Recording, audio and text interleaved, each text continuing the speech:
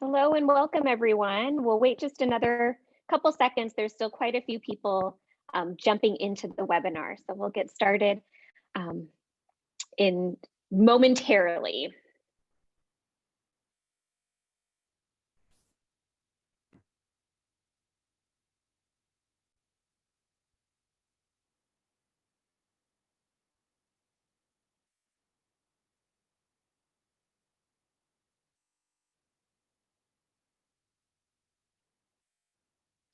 And if you're just joining us, thanks so much for being here. I'm still seeing a lot of movement with attendees, so we're going to give it just another little bit before we get started to make sure everyone who is wanting to join us is able to join us.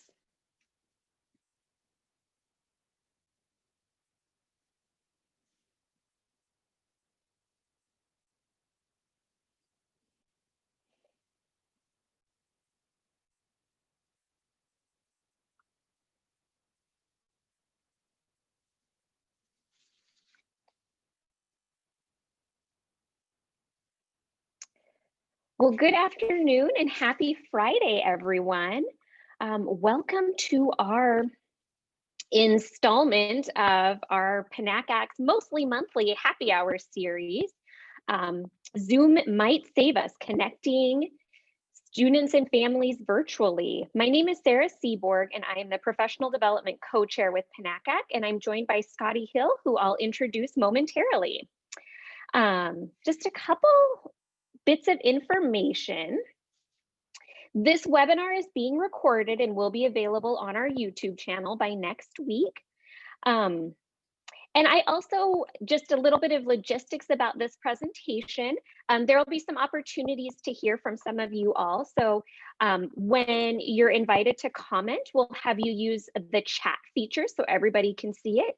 And then if you have specific questions for Scottie, please use the Q&A function.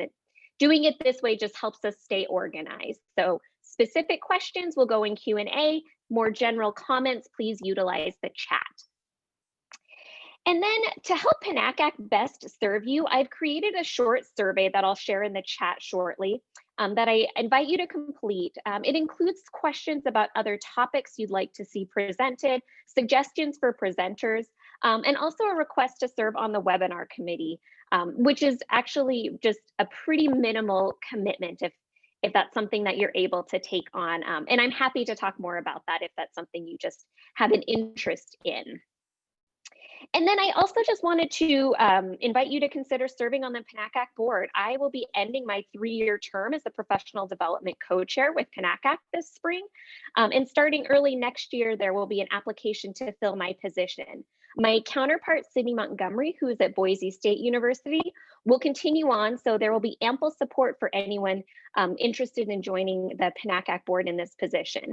And if you have any questions about the role, please do feel free to contact me. So without further ado, I am pleased to introduce our presenter, Scottie Hill, who is the Director of College Counseling at Annie Hill Schools in Tacoma. And I'll go ahead and turn it over to you at this point. Great, thank you, Sarah. If you can't hear me at this point, please let us know, but I think the volume should be all right. My name is Scottie Hill. I'm at Annie Wright Schools in Tacoma, Washington. I want to tell you a little bit about my experience before I kind of launch into what I hope is useful. So I currently work at Annie Wright. Prior to being at Annie Wright, I was the Director of College Counseling at the Archer School for Girls in Los Angeles, California, all-girls high school. Prior to that, I was at Bellarmine College Prep in San Jose, California, all-boys high school. Before that, I worked with graduate students at Carnegie Mellon. They have a satellite campus on the Moffett NASA base in Silicon Valley, and I worked with grad students from all over the world. And prior to that, as you can tell, I've been doing this a while. Prior to that, I worked at my alma mater, Mills College, in the admission office. So before I tell you a little bit about what each of those roles taught me that I'm using in this COVID strange times, I do want to just take a moment and say, I acknowledge that I have worked only at private institutions in my career, and some of them were not so well funded, but some of them were very well funded. And so my experience comes with a lot of privilege. And in preparing for this presentation, in thinking about what would be useful, I promise my answer is not, oh, you can connect with families virtually if you throw $1 million at it. That's not a useful solution for any of us, certainly not for me now. So I just want to acknowledge that kind of at the outset. But I wanted to give you an idea of the different spaces that I've worked in and the fact that I've worked on what we call both sides of the desk. I would love to know where people are coming from today. If you wouldn't mind putting into the chat, are you at a public institution? Are you at a private institution? Are you working with a community group, community college? Love to get a sense of kind of who is joining us today, if you wouldn't mind. Thanks, guys. Appreciate it. Oh, great. We have some university folks here too. This will hopefully give you a window into what we're doing and what's working for us. Probably a lot of that can be translated over into university. Oh, hello, Courtney. Nice to see you. Thanks, guys. It's nice to know who's here. So let me go through sort of where I'm working and why that's relevant to this situation. So I'm at Annie Wright Schools, Tacoma, Washington. I am so excited to be here in the Pacific Northwest, having worked in California a long time. Annie Wright, if you don't know about it, is a K through 12 school. We are what's called an IB continuum school. We teach the IB curriculum at every level, including the upper school. We, for a long time, have been single gender at the upper school level. So we have a girls' school that's very well established and teaches IB. We have just started a boys division. They are graduating their first senior class this year. Poor things, graduating this year is hard. We are a boarding and day school. So we have kids who are super local, who literally live across the street. We have kids who are international. You can walk to school, you can take a bus to school, you can carpool, you can take a ferry and get here. Some kids are going to get dropped off on Sunday nights and their parents are going to drive back to just over the Canadian border or Oregon. We have kids from Montana, but we mostly pull from the Pacific Rim. So I've got kids in Vietnam, Cambodia, Japan, Korea, China, including the coastal part of China, but also one of my favorite kids is in Mongolia. And we think we even have a kid in Germany at this point. So we have always had to wrestle with these ideas of how do we connect with families when the family isn't necessarily right there. It's always been a component of what we've done to do our events, for example, both in person and live streamed, recorded, with varying levels of success, I will say. When the pandemic hit, obviously we sent our kids home in a pretty big hurry, having families from Asia warning us about the dangers of COVID, I think had us on higher alert than maybe other schools would have. So our kids are home now. We have not been in session in the upper school level except for 3 days when we came back for hybrid, and then the case count got too high. So we've been trying to virtually connect since the beginning. I would love to know if you wouldn't mind putting it in the chat. Where are the kids that you're dealing with coming from? Are they mostly Pacific Northwest? Are they pretty local to your school? Are they kind of from all over the world? What are you all dealing with right now? How many time zones? Alaska. Oh, cool. All over the world. Yeah.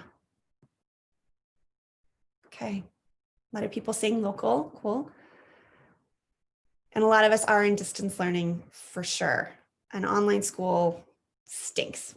And I don't know about the rest of you, but here at Annie Wright, we have not relaxed for our upper school students. We've got to get them ready for those cumulative IB exams. And for our international kiddos, IB is looking really good for going abroad. So that's been something we've really been taking care to do.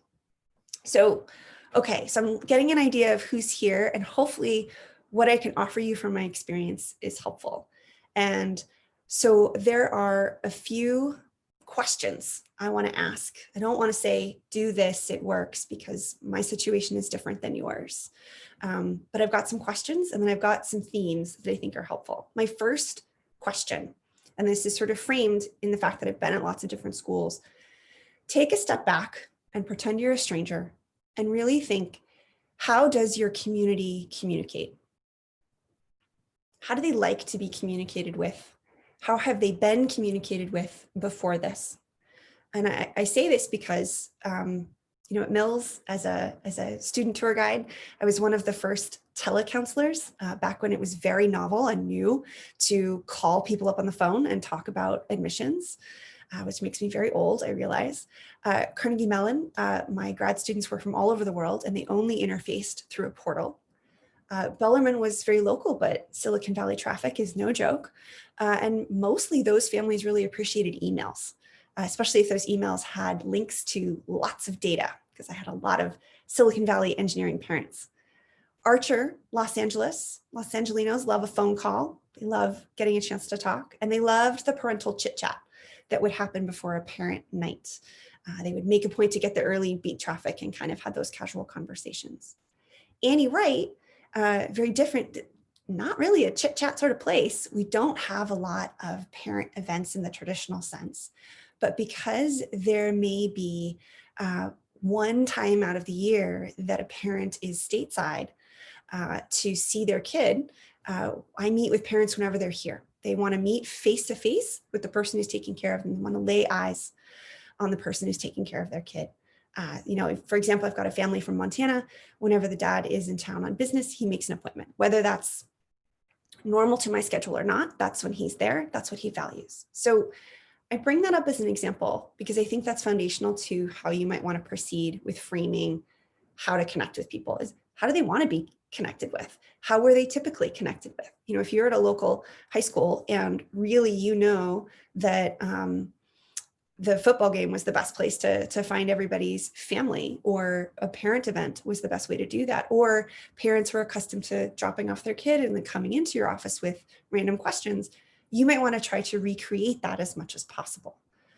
So for me, for example, that face-to-face, we have a meeting that you can lay eyes on me has really been the most important tool for my community.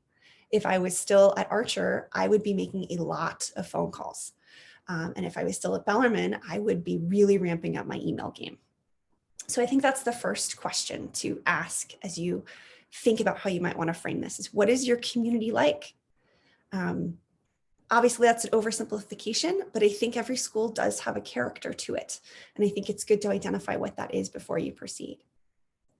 Okay, so when I was thinking about this presentation, I was trying to think about the things that have worked. And the things that have worked and the things that I want you to walk away with are over communicate, however you choose to, over communicate, record everything in multiple ways, keep a meticulous calendar, and center the student schedule.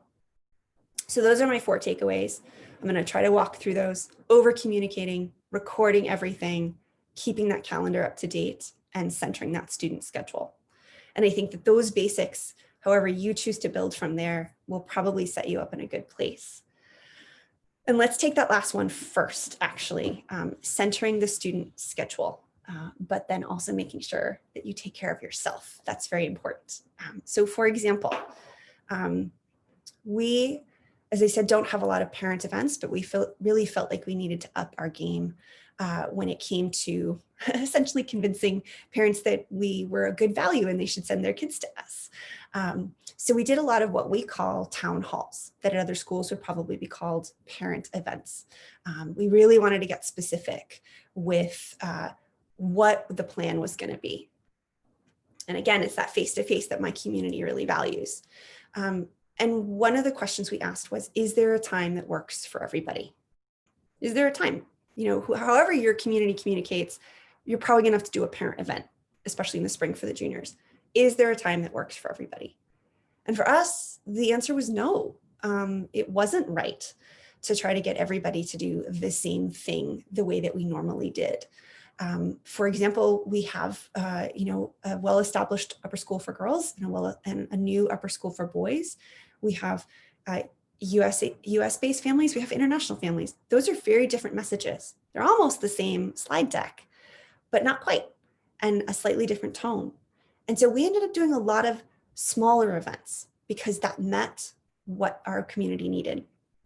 And it centered that student schedule. We really wanted to make sure, in particular, that our international families could join us with their kids. So we ended up doing a lot of Friday night Zoom calls, which is not super fun, but we weren't going anywhere anyway. So Friday night was open, but Friday night is Saturday morning for a lot of our parents. They were off work. They were able to be there with their kids. If their English was not perfect, they had a kid kind of with them to talk. So we did one for international families and one for US-based families, slightly different times during the week. Our US-based families appreciate a Wednesday or a Thursday night. And the upper school for girls, upper school for boys meetings were slightly different. So I think that that's really something to think about, is maybe the answer is you need to segment what you're doing and you really need to isolate a specific message. And I think it was really effective and I think people really appreciated it. All of those were recorded. All of those were then posted to our website. I don't have statistics on how many people have watched our videos. I do know I get more email requests from parents than ever before to say, hey, where was that again? So I know people are watching it. But I also think just being able to say to someone, hey, if you missed it, there's a recording. Hey, if you can't quite join us, there's a recording. It ups the comfort level for everybody. And we did those over Zoom, just like this. I will give a shout out. Our financial aid night was actually probably the best ever this year, which is a surprise. I love it when things are better because of COVID. And I want to give a shout out to a woman named Ms. King. She works for Urban Wealth Management in California. She did a wonderful job for us for free with a very soft sell for what she does as a financial planner, which I really appreciated. And I loved having a virtual financial aid night. We said we were going to do it. We publicized it. We reminded people. We said there was going to be a recording. We reminded them when the recording went up. And I've heard nothing but really wonderful things. If you, like me, have struggled with getting people to the financial aid night, I loved the fact that the virtual format had no stigma attached to it and allowed people to pause and rewind, especially when we're talking about things like FAFSA. For my community, having that all in English was okay. For your community, you might want to consider, like, is there a way to do multiple languages? That might be a way to segment to really help out. But I want to give a shout out to really good work from her.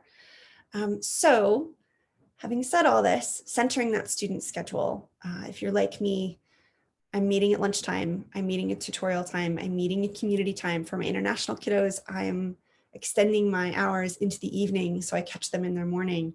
But it would end up that I was having super long days and I was having 3 webinars starting at 7:30 at night, back to back to back to back. And that's not sustainable.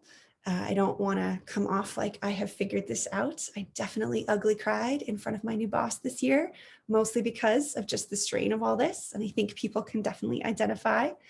So I think I want to pause here and just say, we have been figuring it out as best we possibly can up until this moment in time.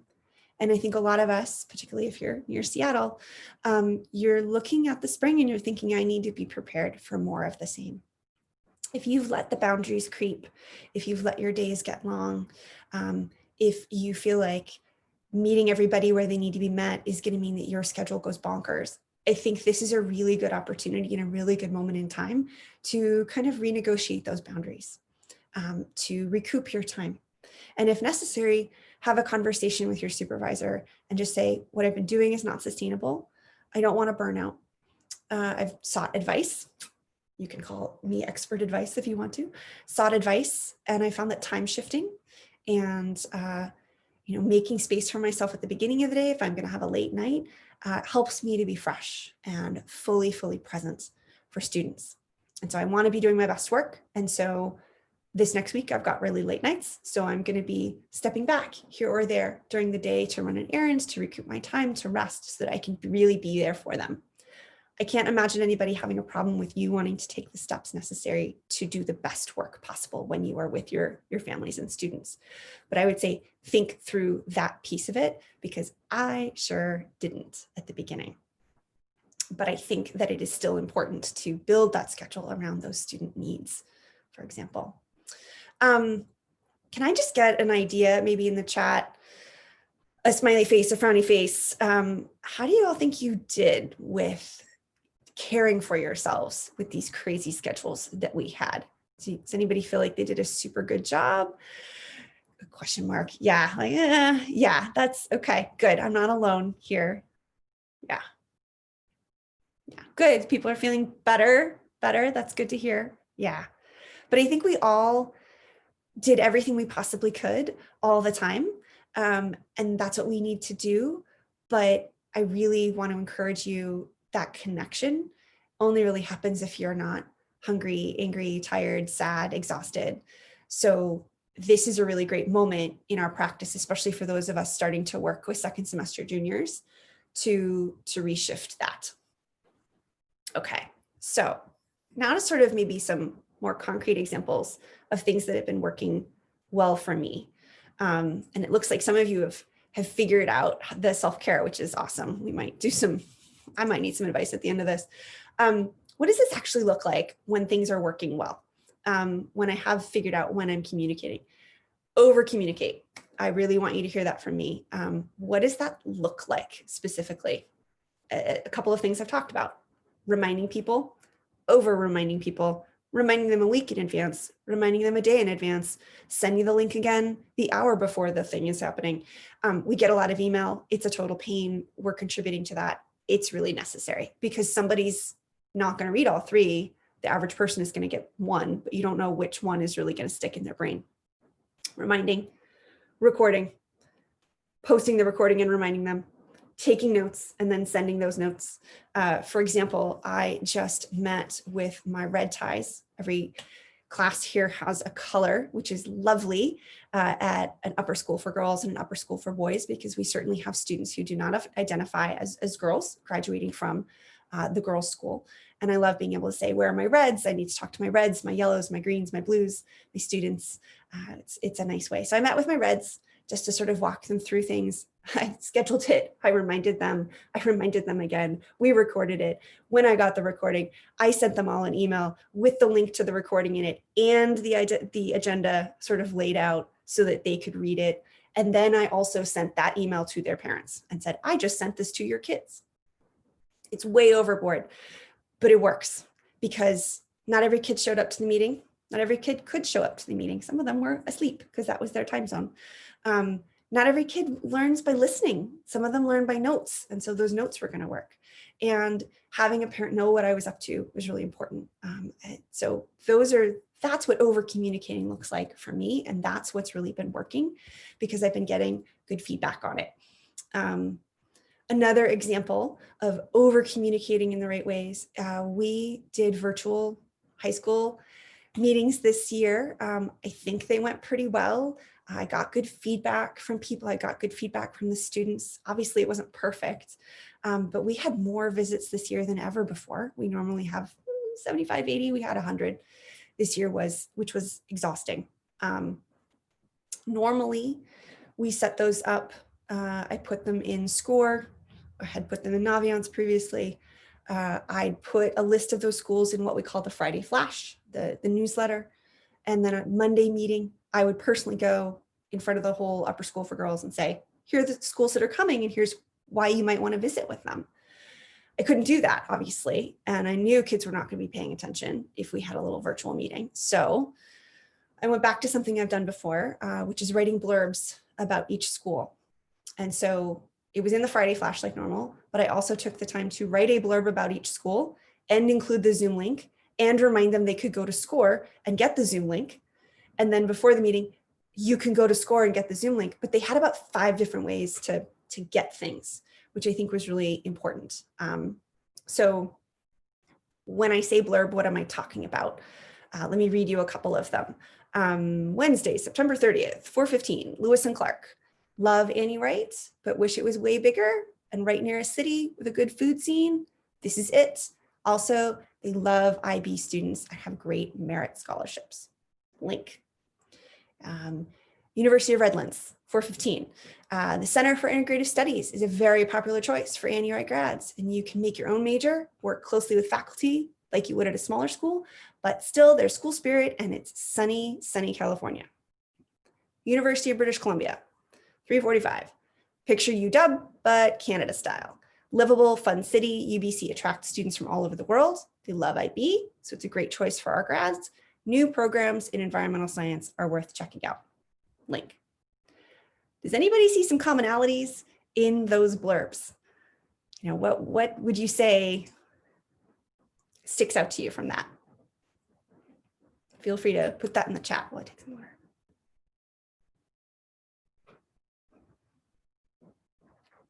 Loves IB. Yeah, I mean, we're an IB school. The link's right there. You could just click on it for sure. I took the time to use their frame of reference. It takes time for you as a counselor to sort of think, what would they want to know? What would they be familiar with? What would give them a taste and make them want to know more? Thank you, everybody, for writing in the chat. Appreciate it. I did this at Bellarmine. There was a large staff, and we each took the responsibility every Friday in the fall for writing this up. Not the blurbs, obviously. This was definitely pre-Zoom. And after the first year or two, it didn't become the, oh, I got to type it up. It became the, oh, I need to copy paste. And so it got a lot faster. So I do want to recommend this. This was a tool that worked pre-COVID. It's a tool that works now. So I would definitely say that. Oh, and somebody's saying they've had students write that. That is a really good idea. This year, speaking of students, the thing that really saved me was we had a group of students who were ambassadors who made sure that people had someone to visit with them. If I couldn't make the meeting, there was still a friendly face and there was still a student who was going to email me if there were major technical issues. I highly recommend this. If you feel like there's a great opportunity for your maybe like really highly social kids, those kids who have really good social skills that maybe haven't found leadership elsewhere or haven't found this kind of leadership. It's a great resume builder, but it also gives them such an opportunity to connect with adults. And they've become my best ambassadors with classes to say, hey, I went to this great meeting. It's not good for me, but like you definitely need to apply. So that's another idea. Over communication also looks like reaching out to admission counselors when I've gotten 3 or 4 kids to say that they had a great visit and then asking to talk to their boss about how great they were. It looks like me emailing the art teacher and saying, hey, you've got 3 art schools coming this week. Here they are. Emailing our Chinese instructor when NYU Shanghai wants to do a virtual visit. You know, putting that in teachers' hands, it takes a little extra thought and effort from me. Some schools, you know, if an HBCU is coming, BSU gets a special invite to that. If Rhodes, which is close to St. Jude's, is coming, I email HOSA. Like that is also over communication. And I hope what you're seeing here is it's not the same message over and over again. It's the message in different forms. If you don't get it this way, you might get it this way. If your kid is going to ignore that email and your parent isn't bugging you about the Friday flash, maybe your art teacher is going to say, hey, I hear California College of the Arts is coming. So like some way it's going to filter through. So that's what over communication looks like. And I will also say, I didn't make my kids learn a new system. We use SCORE very minimally. I'm very happy with it. But we have a portal that the kids are used to interfacing with, and they're really interfacing with it a lot. We are a Teams school. We are using Teams, not Zoom. I didn't want to make them use another thing. I knew it wasn't going to work. So that's why I did those Friday emails. That's why I do the extra outreach, because they're just not going to learn another format. So think about the format of your communication as well.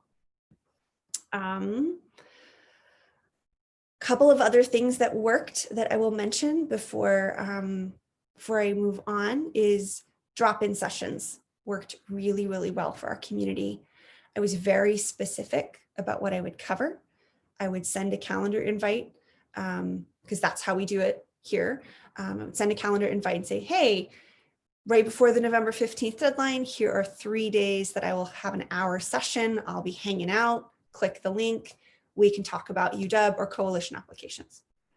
Or I'd say like, this is for students interested in applying to the UCs who are in international time zones.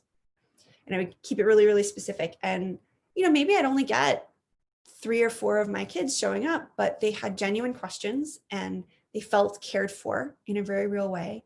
So I would say that is a great example of something that I know works, something that really helped my workload down. I didn't get 1,000 different emails about the same thing. They came to the drop-in session. And when the drop-in session had themes, I would email my community and say, hey, if you missed the drop-in session, here are 3 questions that kept coming up.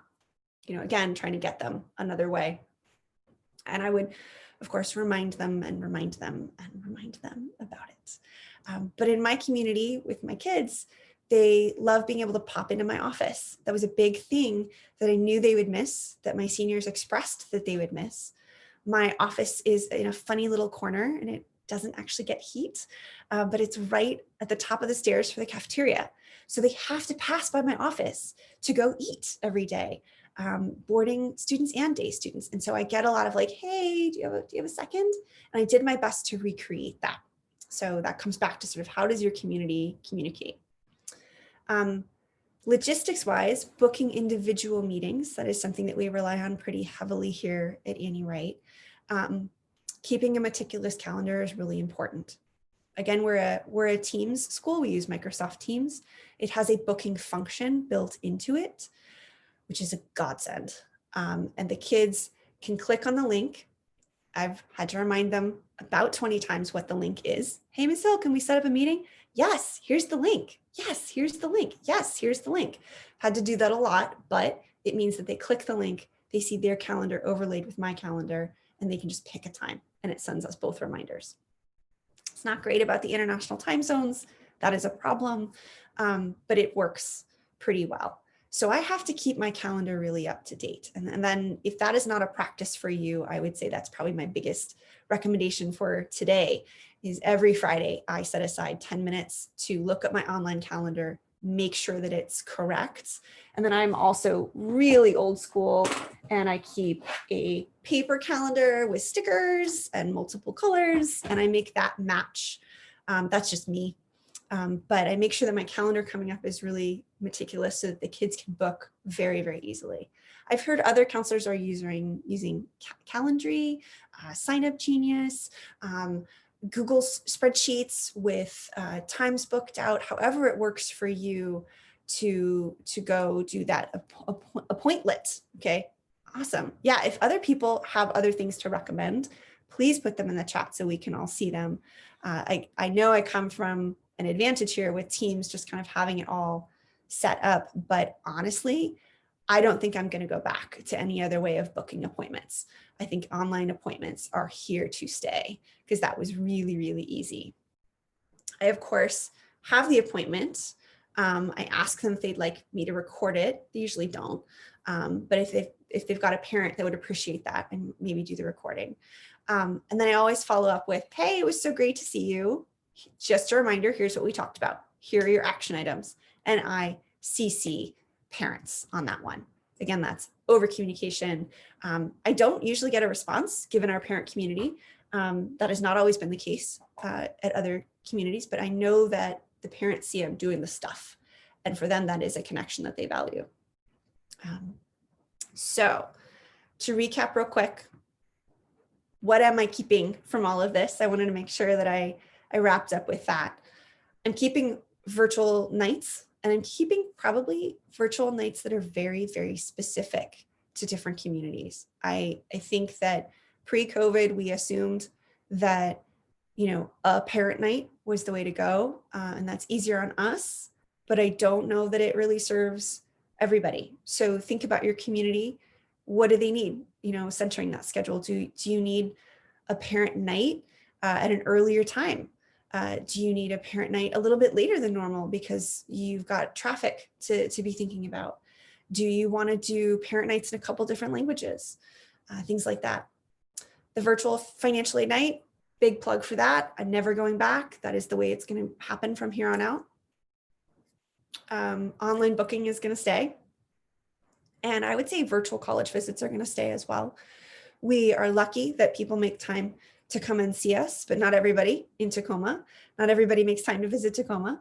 But some schools that have never visited us before, that we've been hoping would visit us, actually showed up. So I'm going to keep that mechanism open for that in the future. So those online college visits are going to stay.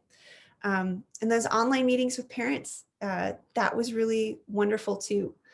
Being able to use the Zoom with the one-on-one meetings with my kiddos, I was able to see into their homes in a way that I've never been able to see. And that really worked quite well as that follow-up family meeting. So again, I'm using Score. I do recommend that. I've been very happy with it. I've heard people using Calendly, Appointlet, Sign Up Genius. Those are the things that I am using. I know a lot of people are using Zoom. I'd love to hear if anybody else is using Meeting X. I know there are other technologies out there, but whatever technology you're using, I hope that those sort of fundamental questions of how does your community like to be communicated with can help. And then what does over communication look like so that you're spreading the message in a lot of different ways. And then that calendar function, making your life a lot easier. I think those are the main things that I wanted to talk about. That is the end of my notes. I've been talking at you a lot throughout the meeting. I appreciate those of you who have put stuff in the chat, but if there are specific questions, or if you feel like you've got a tidbit of advice that you'd like to share that would help everybody out, that would be fantastic.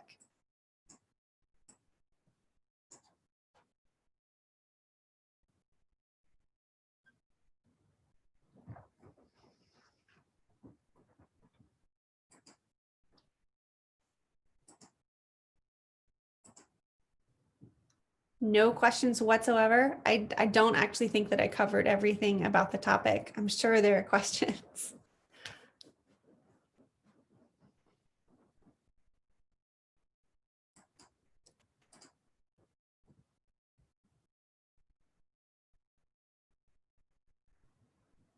Okay, somebody's saying that being able to text students has been a real game changer. God bless for texting students. I feel like that's my line in the sand, which if COVID goes on longer, I might not be able to do, but okay, so texting. And I know from our dorm staff, they love a product called Remind that can broadcast a text message out to kids. We don't use it as staff, but I know they do. Sometimes they just use it and say like, hey, there's cookies in the dorm office. If they really want to see kids, kids will come out of the room for that. Using our CRM to register people for meetings and events has worked really well because then it sounds like an email reminder. Yes, excellent point. And if you've got a technology that will do an email reminder so you don't have to worry about it, I think that that's really, really helpful. Pre-teach videos prior to our senior night. I am really intrigued by this idea, Christy. I like that. Maybe giving people some homework before the fact so that they come with sort of a base knowledge. That is a really intriguing idea, especially when you think about, you might have people in your community who need a lot of information because college in the US is really new to them, and other people who maybe don't. You know, you get that parent that's on their third kid, they're like, I know what to do. But I like that. I may steal that idea. The reminders really make a difference. And I have definitely found that the reminder like an hour beforehand is really, really key. Agree with the texting. Somebody else uses Remind. Excellent. Mongoose Cadence. I love that that is a name of a technology. Thank you. Question, as an admission counselor who's in charge of social media, I was wondering how helpful it would be for high school counselors to receive social media content highlighting high school visits or resources. That is a great question about social media. And I will admit my social media game is zero. So I am probably not the best person to ask about that, but I know that there are college counselors out there that keep a pretty robust social media profile, that that's the way that they communicate with their kids. So that it's probably a good idea for a lot of people. It wouldn't work for our community, but it would work for a lot of other ones. Watching those pre-teach videos on YouTube, I'm totally doing that. So if you're not looking at the chat, I want to give a shout out to Christy Cameron, that there are pre-teach videos on YouTube in English and Spanish. That is brilliant. Having a tech person available during the event to help when the rest of the staff is at the event. Yes. Yes, it is so nice to have Sarah here. It is so comforting to know if something goes wrong. I think I'm one of the few people at my school who can like actually set up a Zoom call all by myself. I've been entrusted with that, but we always do a quick check-in just to make sure things are working for sure. When we have been on campus and hosting a live event that is also being filmed and also somebody on the chat, we always have a tech person there. And maybe I should talk a little bit about that setup, because I think when we all go back in person, we at least are still going to do that. And I think it's a model that could be really useful. So we invite people for your typical parent event. We have a little box masked out on the floor where we have to stand so that the camera gets us. And then we have a computer set up for somebody monitoring the chat so that parents who are not there can ask a question that then can be asked live. That was really great. I know that it works for our community, not only for our international parents, but I can think of some parents who work in healthcare that have, been in the middle of a shift, but still want to tune in if they're on a break. For students with limited or infrequent access to stable internet in their home environments, what have been the most effective methods of communication? That is a really good question. I'm going to acknowledge the privilege that we've got here at the start of this. We're a one-to-one school. Every kid had a laptop in working order, or so we thought.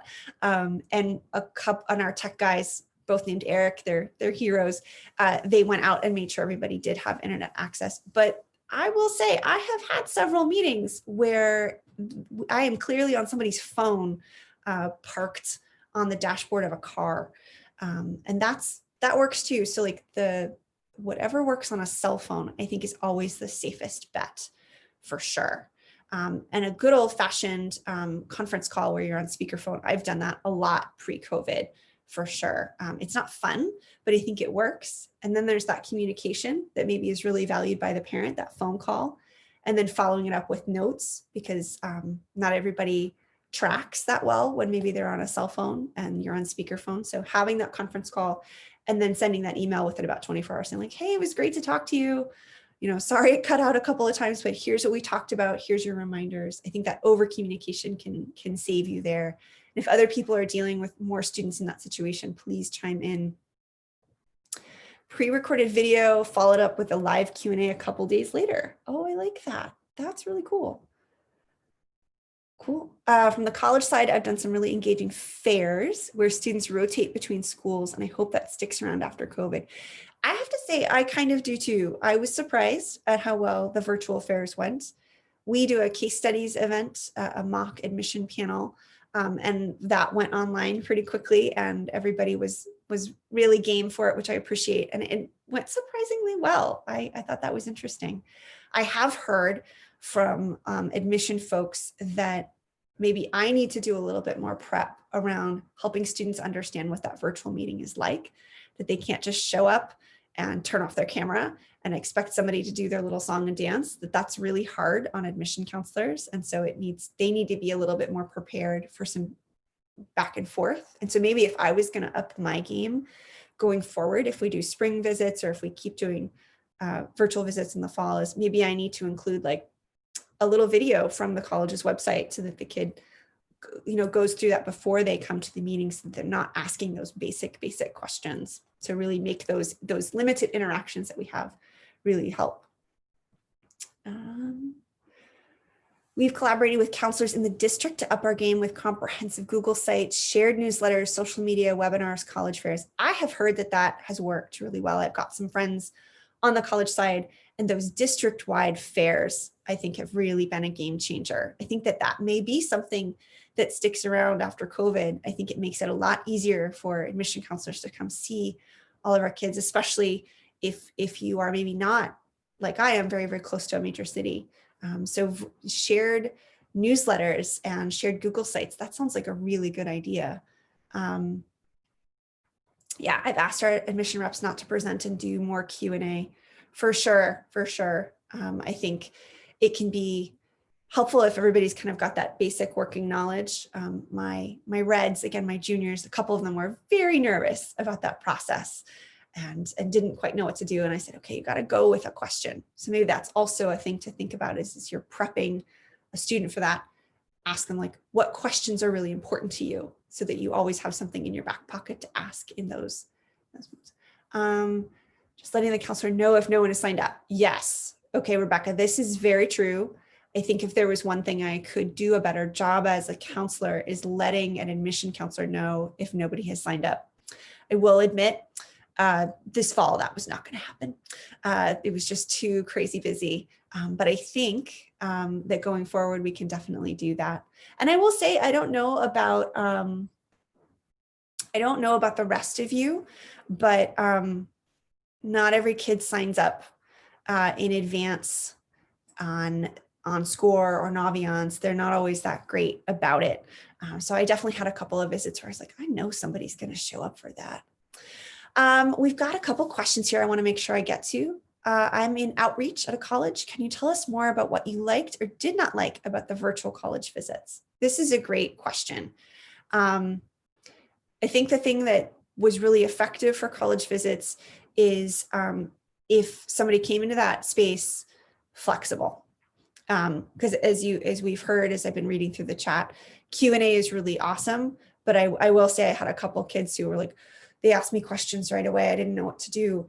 I think it's a different thing than your typical high school visit. And I think if we could all rewind the clock, training specifically for that would probably have been really, really helpful. Having slides or a video, yes, Christy, having a video montage that worked in that space is different than showing up. And I've seen some people with an iPad, scrolling through some images and talking about them. So I think as we move forward into a space where maybe we're doing this in the spring or we're doing this again in the fall as an option, really treating this as two different things. Those are two different visits that you know how to do because they are very different for sure. And for our community, and I don't know this works for everybody else, we have some people who've been visiting our school for years, who are at our fair, at our case study, who I invite to come to College Week and speak. The kids know who they are. They've heard from them before. And so that familiarity meant it was the most successful thing. But that is not doable for everybody. So I think my biggest takeaway as I'm thinking about it is they really are separate beasts, as you will, the in-person visit and the virtual visit. How do your students prefer engaging with colleges virtually? Are they doing less virtual visits because they are zoomed out? Yes. Oh my gosh, yes. The Zoom fatigue is super real. It's super, super real. And I think we have to acknowledge, again, on that theme of there are two different things, is that a 45-minute high school visit is really normal for us when it's in person. A 15-minute high quality high school visit virtually works, and it works just as well. So I think we kept our visits scheduled for no more than a half an hour. I might even offer 20-minute sessions going forward, because I also think that the shorter, the better. And also I'm so impressed with everything that colleges were able to do so quickly. So many of us in education did amazing things on a dime, not knowing what we were doing, and colleges put a ton of resources out there. And I hope that continues. But the flood of information that was available to my seniors and juniors this fall, I mean, it was nerve-wracking. So I think also there's a component there of kids being like, oh my God, there's 15 things I could do. I'm not doing any of them. And I think that's also sort of Zoom fatigue. So it's a good question. I think they're zoomed out. Can you talk a little bit more about how you utilize students during high school visits? Were they selected and trained? No. I had a really wonderful student who just graduated. I think she's back home, but hoping to be able to come back to NYU. She just wanted to do it. She had done it at her international school. It was something she knew she had enjoyed. Someday I hope she grows up and becomes a college counselor. And she approached me and said, I'd like to replicate this thing that I know works. And she just got a bunch of friends together and did it, and then sort of bequeathed it to another really wonderful, responsible student who said, hey, can we still do it virtually? And exhausted me said, sure, you want to help me out? No problem. Basically what they do, they're called HER, Higher Education Representatives. I can't wait to have a student from the Upper School for Boys join HER. They look at that Friday email that I send out with all the little blurbs. they get together, they have a spreadsheet, they take 10 minutes to call dibs. Seniors get dibs first. If you're super excited about a school, it's definitely a school you're applying to, you get dibs to be the greeter. And then they make sure that the rest of the schools have a human. Nobody gets out of class for this. It's all for the visits that are available then. They call dibs, they register, they show up. They email me if there's a tech problem. That's how it worked this year. In person works a little differently, but very similarly in many ways. They would have an in-person meeting where they called dibs. They would come and get the gift early and be waiting in the front hall and greet somebody and get them their visitor badge and take them to the room and then walk them back. So it really was student driven. I am so blessed that Young So wanted to do it and really left a legacy, but it's been a godsend for some kids. Some kids have really realized that, oh, I'm really good at this meet and greet thing. I'm really good at the intake of information and synthesizing it out from my peers. And we don't have a lot of opportunity for that in high school these days. So I'm excited to keep it going. There's a red tie who seems really promising and interesting. And the kid who it was bequeathed to has said she'd be great at it. So I'm just going to keep listening to my students on this one for sure. Any advice for working with adult communities, coming from a 2-year perspective, working with high school and other types of students as well? That is a really good question about working with adult communities. I will admit that is not what I have been working with. What I would say is looking at our community, I come back to, is there a time that works for everyone? And the answer is probably no. We have a lot of families who work in healthcare. We're close to the joint military base. So we've got a lot of families who work in the military who have a nasty commute back and forth to the base. So thinking about sort of how does the commute time work? What has ended up occasionally working for me is try to connect with a parent saying, when are you on your break? When's your lunch break? I don't do early morning appointments. That doesn't tend to work well for us. But I would think actually maybe a morning appointment, keeping an early morning hour slot, that might work for sort of who you're trying to talk to, maybe before they get to work, during their commute, if they can give you a call. Or honestly, nobody's going to like this answer, Saturday or Sunday. I seriously considered that for our communities. It might really work for you. And again, that comes back to what we talked about at the beginning, centering their schedule, but then making sure you have self-care. So if Sunday is great for you to talk to the people you really need to talk to, and that's when your events need to be, or that's when your meetings need to be, talk about time shifting with a supervisor. Give a Sunday, get Monday, make it work out so you're feeling fresh and rested for them. But that would be my advice off the top of my head, but I will admit ignorance on that one. So that's all the questions that that seem to have come through. Did you see any patterns in student engagement on the college process as the fall went on? Were they engaged earlier than in previous years? And by the time November rolled around, were they just tired of college visits? This is a really interesting question. And I think I'll make this one our last, Sarah, because I'm cognizant of people's time. What has been fascinating is I've worked in girls' schools, I've worked in boys' schools, and now we have a girls' division and a boys' division. And broadly speaking, very stereotypically, it was fascinating to watch my senior girls grab the bull by the horns and say, I can't control a lot in my life. This is what I can control. And they were on it from day one about the college process. And so they were very early. And typically they pretty much all apply early action, early decision. That's just sort of norm for us. And they were very, very early in the process and kind of are squared away at this point. And I can move on to juniors. Boys didn't necessarily do that. My juniors across the board were much more hesitant to dip their toe in the water.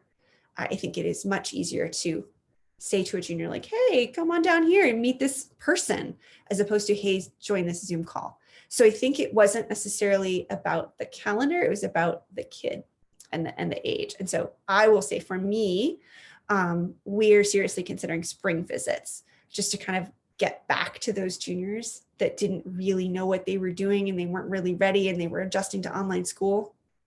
So I think again, segmenting out that community might work for us. So thank you for that question. Oh, and it's from Joe. Hi, Joe.